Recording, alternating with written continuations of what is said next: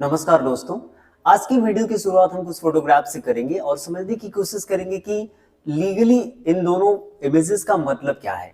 जहां पहली इमेज में आप देख सकते हैं कि कुछ नवयुवक सड़क पर गैर कानूनी रूप से इकट्ठे होते हैं। वे अपने कॉमन ऑब्जेक्टिव की पूर्ति के लिए, पूरा करने के लिए सरकार पर, प्रशासन पर पत्थरबाजी करते हैं। और वहीं दूसरी इमेज में आप देखते हैं कि दो लोग पब्लिक प्लेस पर आपस में हाथापाई करके पब्लिक पीस को क्या करते हैं, डिस्टर्ब करते हैं। अब कानूनी रूप से इन दोनों इमेजेस के मायने काफी ज्यादा डिफरेंट हैं। देखेंगे कि आखिर ये दोनों इमेजेस कौन कौन से ऑफेंस के कैटेगरी में फॉल होते हैं।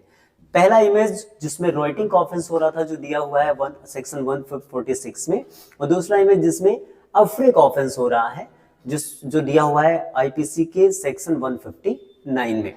अब राइटिंग क्या होता है, अफरे क्या होता है, इसी चीज को हम आज इस लेसन में जानने की कोशिश करेंगे। नमस्कार दोस्तों, मेरा नाम है अविनाश सिंह। अगर ऐसे अन्य किसी टॉपिक पे भी आप वीडियो चाहते हैं कि मैं उस पर बनाऊं तो please right in the comment box, so that मैं उस पर वीडियो बना सकूं और आपके रिक्वेस्ट को मैं पूरा कर पाऊं। तो चलिए देखते हैं राइटिंग क्या होता है और अफरे का ऑफेंस क्या होता है। एक बेयर रीडिंग करेंगे सेक्शन 146 में, जिसमें दिया हुआ है कि आखिर राइटिंग का ऑफेंस होता क्या है। कहता है जी, whenever force और violence is used by an unlawful assembly। यहाँ पे हमें दो एसेंशियल मिलते हैं। पहला है एसेंशियल इंग्रेडिएंट कि जब कभी बल या हिंसा का प्रयोग किया जाता है, किसके द्वारा, बाय एन अनलॉफुल असेंबली, किसी अनलॉफुल असेंबली, किसी विधि विरुद्ध जमाव द्वारा, और by any member thereof, या फिर उसके किसी एक सदस्य द्वारा या फिर एक से ज्यादा सदस्य द्वारा, किस लिए, in prosecution of the common objective, उन सब के किसी समान उद्देश्य की पूर्ति के लिए, ऑफ सच असेंबली, तो every member of such assembly is guilty of the offence of writing. तो ऐसी असेंबली के सारे मेंबर क्या कहलाएंगे, राइटिंग के ऑफेंस को किए हुए माने जाएंगे। यानी कि इसको हिंदी में कहते हैं बलवा के ऑफेंस करने वाले माने जाएंगे। तो बहुत आसानी से कहता है कि जब कभी विधि विरुद्ध जमाव द्वारा उनकी कॉमन ऑब्जेक्ट की पूर्ति के लिए, कॉमन उद्देश्य की पूर्ति के लिए बल या हिंसा का प्रयोग किया जाता है, तो उसे हम कहेंगे, उस असेंबली के हर एक मेंबर को हम कहेंगे कि उन्होंने बलवा का अपराध किया है।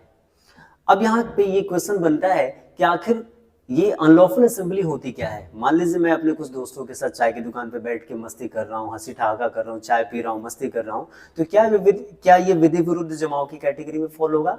या फिर मान लीजिए कुछ लोग जो है पिकनिक पर गए हैं, वहां पे खा पी रहे हैं, मस्ती कर रहे हैं, डांस कर रहे हैं, तो क्या ये विधि विरुद्ध जमाव होगा। तो इसका जवाब ढूंढने के लिए हमें जाना पड़ेगा सेक्शन 141 ऑफ आईपीसी में, जो बताता है कि एक आखिर अनलॉफुल असेंबली होती क्या है। समझेंगे यहाँ पे हम। कहते हैं 141 सेक्शन ऑफ आईपीसी कहता है कि अनलॉफुल असेंबली क्या होती है।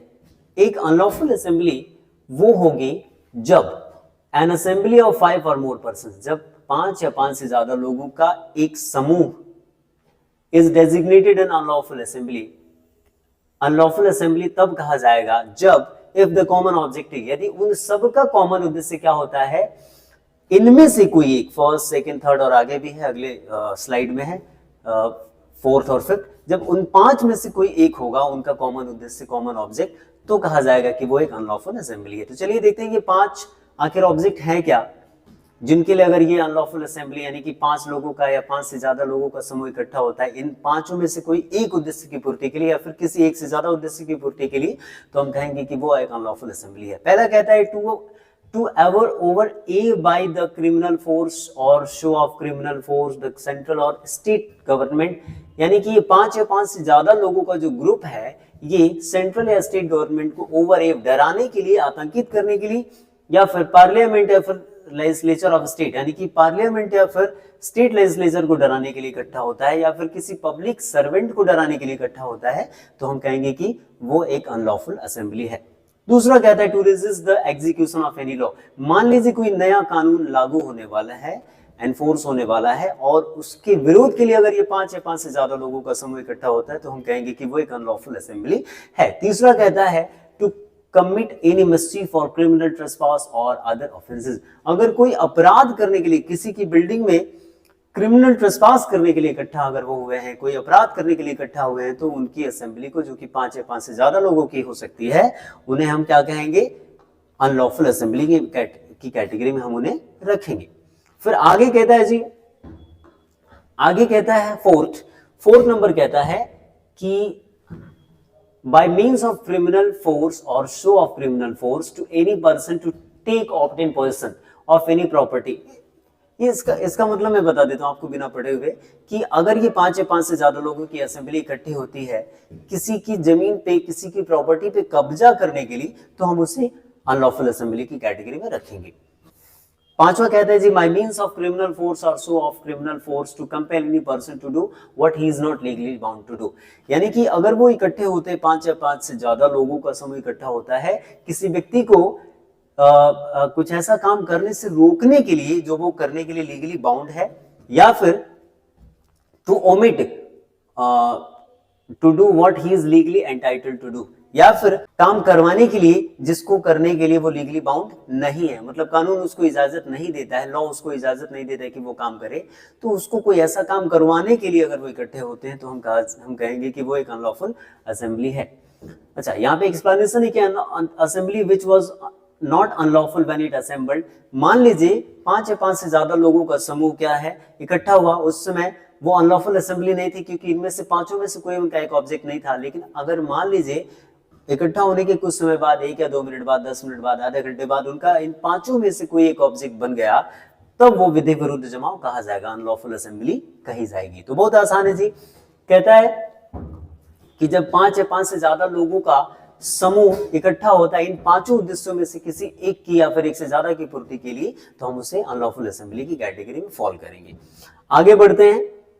अब एक रॉयटिंग के ऑफेंस के लिए 147 एंड 148 में रॉयटिंग का ऑफेंस क्या होता है ये हमने समझा, उसके लिए हमें क्या पनिशमेंट मिलती है, और बलवा के अपराधियों को, बलवा के ऑफेंडर्स को कौन से सजा मिलती है, इसको हम समझेंगे। कहता है whoever is guilty of writing shall be punished with imprisonment of either description for a term which में एक्सटेंड टू 2 years। यानी कि जो भी राइटिंग का ऑफेंडर होगा, राइटिंग का दोषी होगा, उसे 2 साल तक की सजा हो सकती है, या फिर फाइन लिया जा सकता है, और विथ बोथ, या फिर फाइन और सजा दोनों हो सकती है।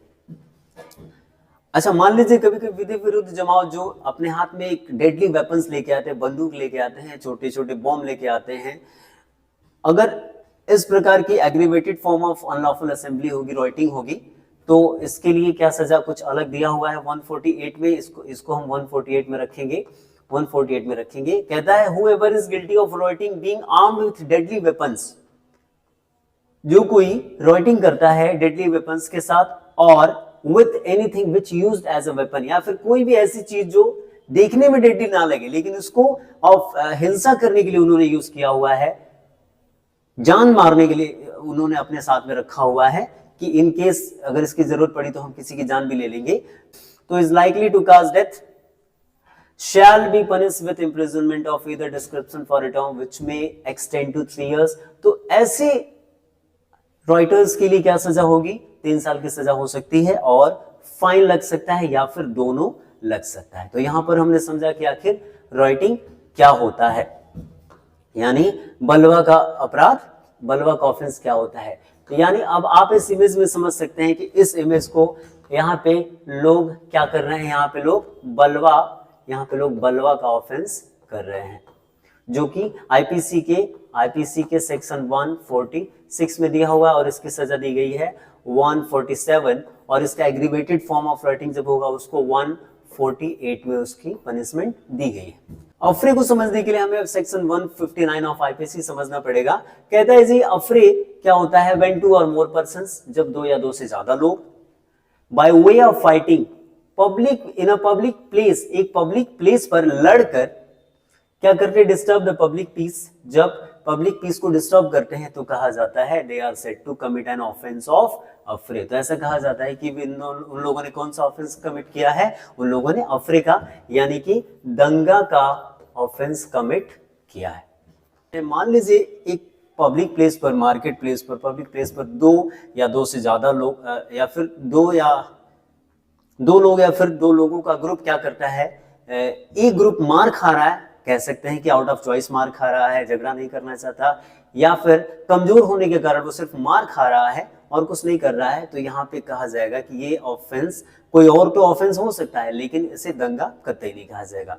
अच्छा, एक और सिचुएशन लेते हैं हाइपोथेटिकल। मान लीजिए कि ये दोनों ग्रुप या फिर दो लोग आपस में सिर्फ गाली गलौज कर रहे हैं, कोई हाथापाई मारा पीटी नहीं कर रहे हैं, तो इसके लिए भी इन्हें हम दूसरा अपराध तो कह सकते हैं कि दूसरा अपराध ये लोग कर रहे हैं। दंगे की कैटेगरी में ये बिल्कुल नहीं आएगा, अफरे की कैटेगरी में बिल्कुल नहीं आएगा। यानी कि दंगे का जो अपराध है, ऑफेंस है, इसको कमिट करने के लिए दो लोग या दो लोगों के ग्रुप का आपस में फाइटिंग करना, हाथापाई करना बिल्कुल जरूरी है, तभी उसे हम दंगे की कैटेगरी में, अफरे की कैटेगरी में रखेंगे।